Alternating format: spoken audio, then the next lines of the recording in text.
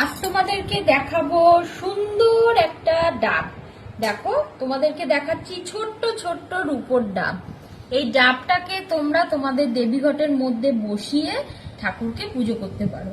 প্রত্যেক দিন প্রত্যেক বৃহস্পতিবার আমাদের লক্ষ্মী ঠাকুরের জন্য ঘট বসে, সেই ঘটের মধ্যে যদি এরকম একটা ডাব দিয়ে দাও দেখতে কিন্তু দারুণ লাগবে। তাছাড়াও সব ঠাকুরের পুজোতেই ডাব লাগে।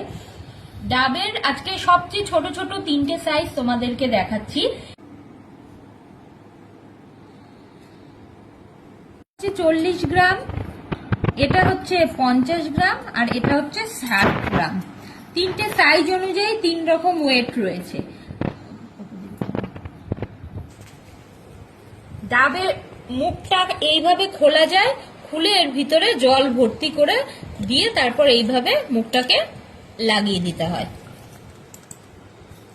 তোমরা তোমাদের বাড়ির পুজোর জন্য রেগুলার ইউজের জন্য এইরকম সুন্দর সুন্দর ডাব নিয়ে নিতে পারো। তো আজকের এই সুন্দর রূপোর ডাবটা তোমাদের কেমন লাগলো অবশ্যই আমাকে কমেন্ট করে জানাবে।